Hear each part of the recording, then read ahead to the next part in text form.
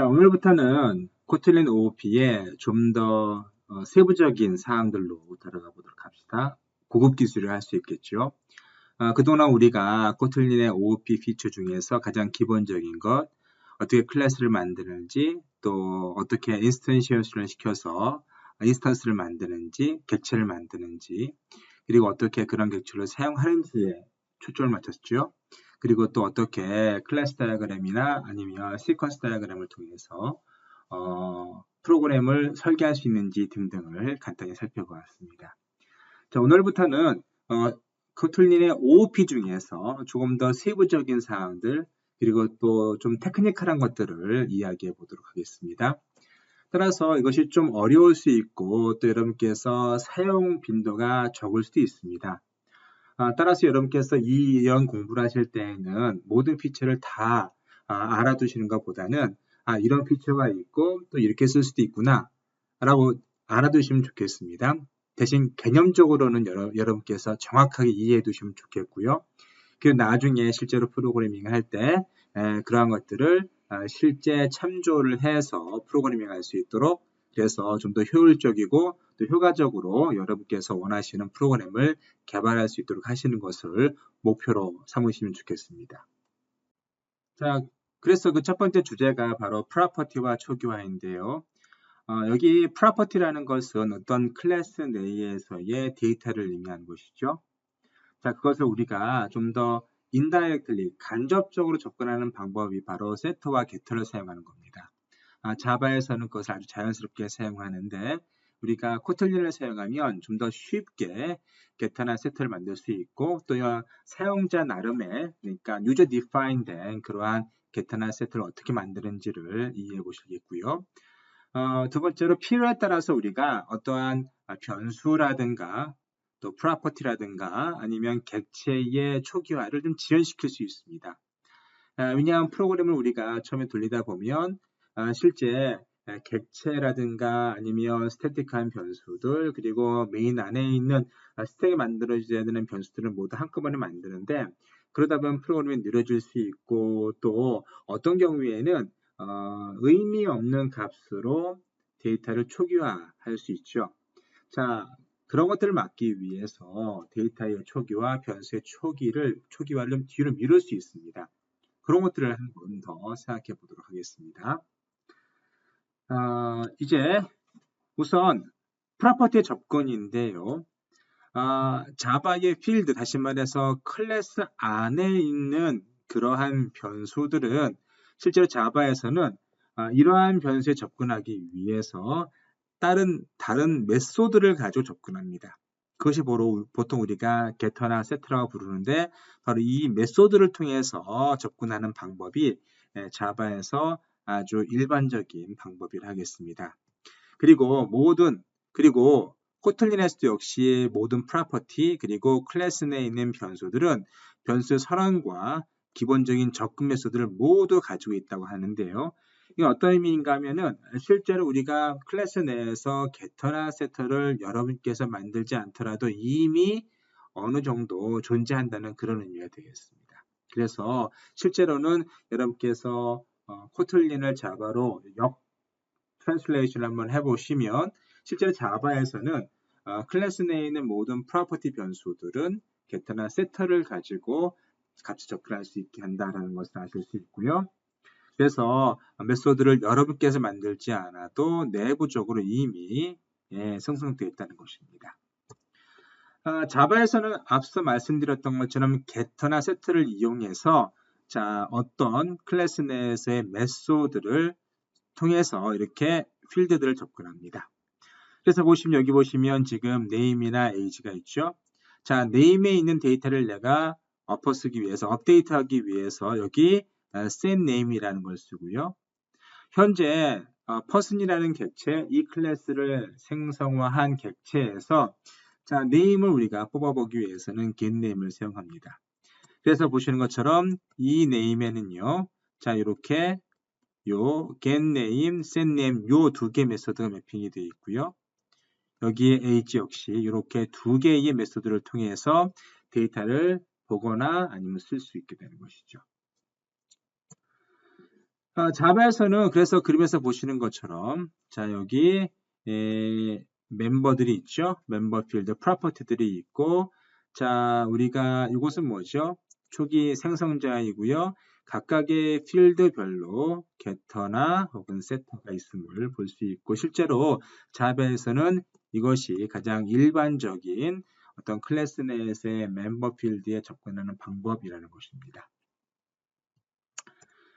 자, 그런데요, 코틀린에서는 게터나 세터가 실제로 존재하지만 여러분한테는 보이지 않을 수 있습니다.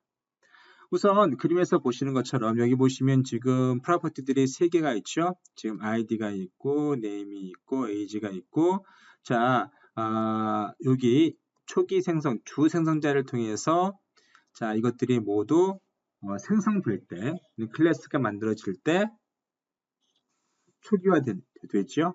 이것을 좀 간략화하면 자 바가 붙어서 자, 이 부분이 없어질 수도 있고요. 자 그런데 실제로 우리가 이 클래스를 이런 식으로 유저 1, scene 30 이렇게 해서 자 어떤 인티저가 뭐였죠? 여기 ID 값이네요.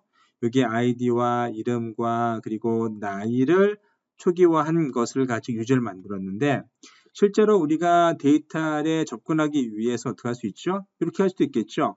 그래서 메인 안에 있는 로컬 변수 벨을 하나 만들고 자, 이 유저 클래스 내에 있는 객체 내에 있는 네임을 얻어올 수 있습니다.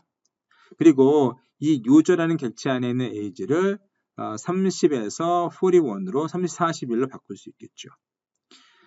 그래서 코틀린 같은 경우에는 자 실제로는요 이렇게 사용할 수 있습니다. 그래서 프로퍼티 내에 있는 각각의 내부 변수들을 직접 사용하는 것처럼 사용하실 수 있습니다.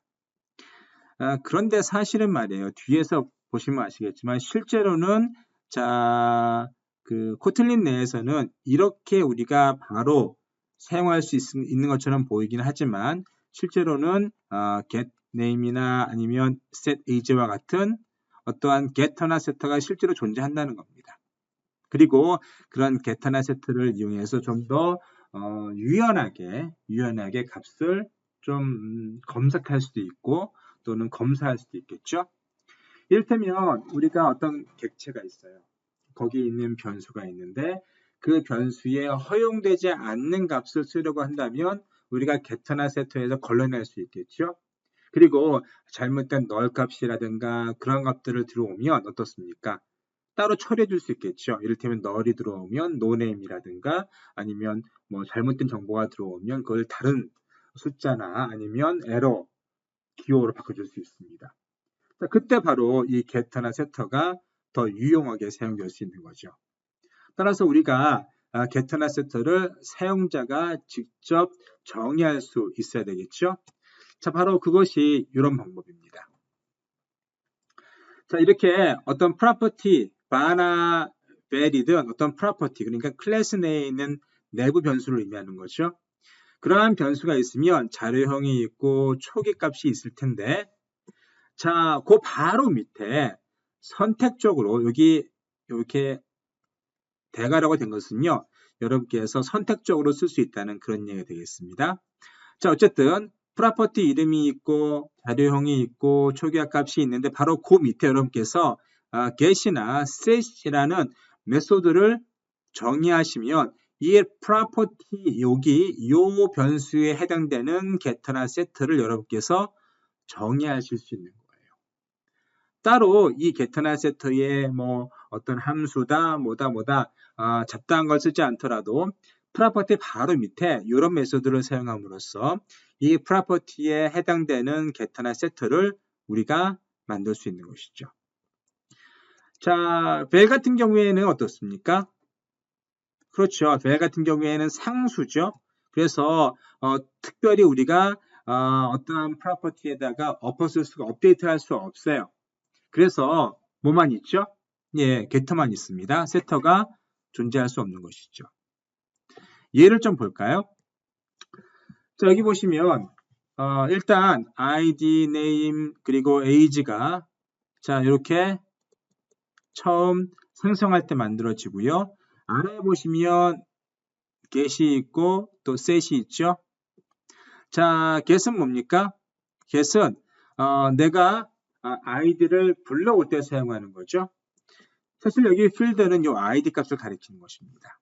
그리고 여기 field도 역시 name 값을 가리키는 것이고 여기에 age 역시 이 field 역시 여기 age를 가리키는 것입니다.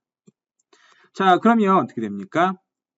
만약에 우리가 id를 밑에서 보시면 이렇게 불러온다고 하면 자 보세요. 여기 유저를 하나 만들죠.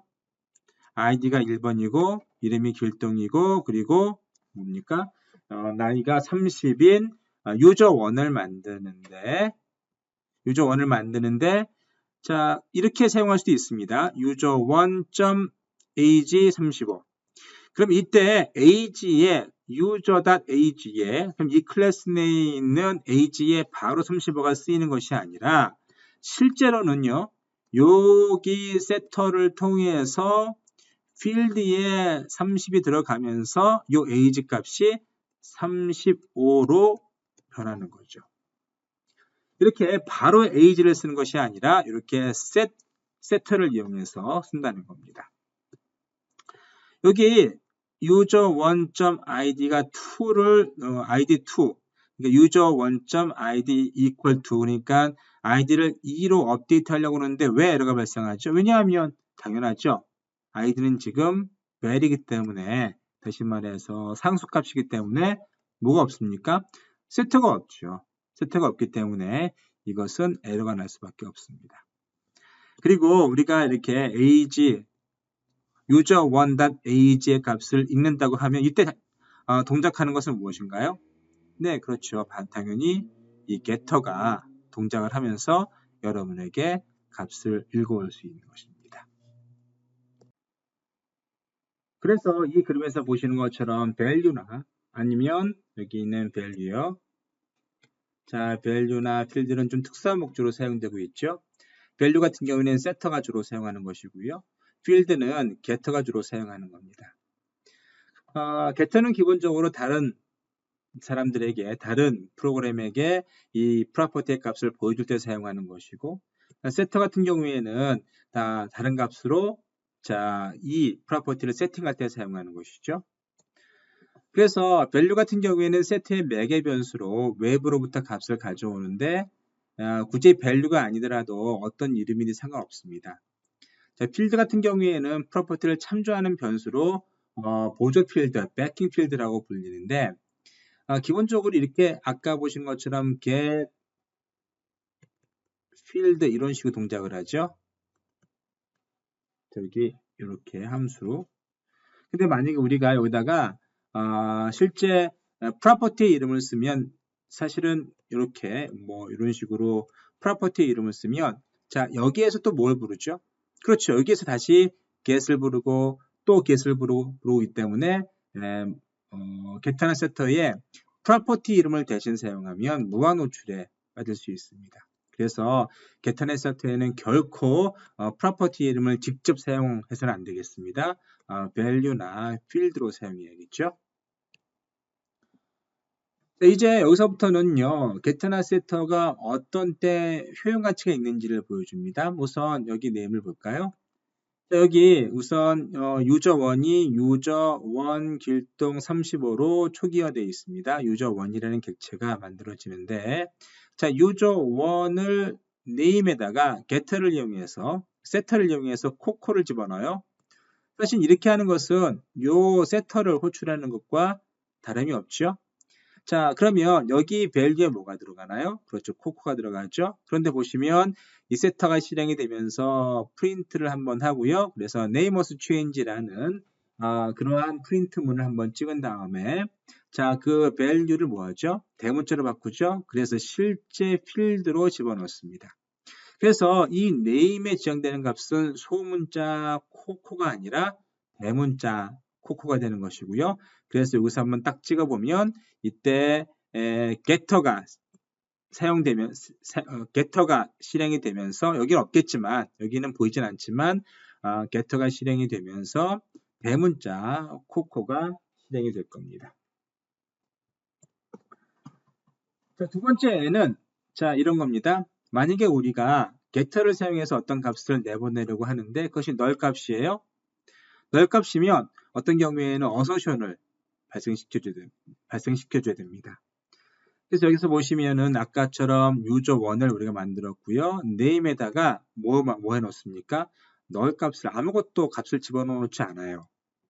자, 그런데 그 null 값을 가지고 있는 것에 뭘 하죠? 값을 빼내려고 하죠? 그럼 어떤 일이 벌어질까요? 자, getter에서 여기 user1.name을 우리가 호출을 하면 요 getter가 호출이 되겠죠? 그런데 앞서 우리가 name에다가 뭘 집어넣는가 하면 setter를 통해서 null 값을 집어넣었어요. 그러면 어떻게 되는가 하면 이렇게 자, temp name이 위에 보시면요. 지금 private로 돼 있고 temp name 스트링에 null을 허용하는 그런 스트링으로 돼 있죠. 그리고 앞서 언급한 것처럼 get 같은 경우에는 굳이 value가 아니라 다른 name으로 사용해도 가능하다라고 말씀드렸어요. 바로 그 예죠. 그래서 temp name을 이용해서 우리가 getter name을 보내게 되는데, return하게 되는데, 자, 공교롭게도 이것이 null이라면 어떡하죠? null이라면, 자, no name을 return을 해서 보냅니다. no name을. 그래서 실제로 여기서 찍히는 것은, 자, no name이죠? 그러니까, 실제로 저장이 되어 있는 것은 null이에요. 근데 getter에서 그것이 만약에 null이라면 no name을 보내 라고 얘기해 주는 거죠. 그래서 실제로 찍히는 것은 no name이 되는 거죠. 그리고 여기 지금 return 값이 지금 이게 null이기 때문에 이 뒤 부분이 존재하는 겁니다. 그래서 이것이 null이기 때문에 만약에 이것이 null이면은 어소션을 발생시켜야 돼 라고 하나의 규칙을 정해 놓은 것이죠. 그래서 여러분께서 이걸 실행해 보시면 이 부분이 없으면 계속 에러 메시지가 뜰 겁니다. 왜냐하면 temp name이 null이고 어떠한 함수에서 null을 리턴하는 경우도 있는데 그런 경우라면 이렇게 exception을 통해서 한번 확인해 준다는 것을 꼭 기억해 주도록 하세요. 그래서 여기서 우리가 주목해 봐야 되는 것은 무엇입니까? getter를 사용할 때 어떤 데이터를 보낼 때라도 내보낼 때라도 그것이 null인지를 확인하는 루틴이 바로 이런 것이죠. null이면 또 뭐 해라 해서 이런 것들을 좀 더 확실하게 하기 위해서 이렇게 getter나 setter를 사용할 수 있습니다.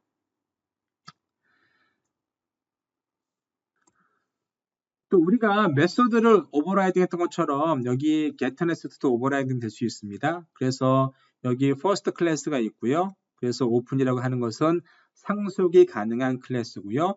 open 여기 어떠한 프로퍼티에 open이라고 붙어있던 것은 여기에 getter나 setter가 오버라이드 될 수 있다는 것을 의미하죠. 그래서 여기서 보시면 여기에 있는 x라는 프로퍼티가 open이라는 키워드를 통해서 자 first를 상속한 second에서 이 x를 자 이 getter나 setter를 다시 재정의 할 수 있다는 그런 얘기가 되는 것이고요. 꼭 한번 눈여겨보도록 하세요.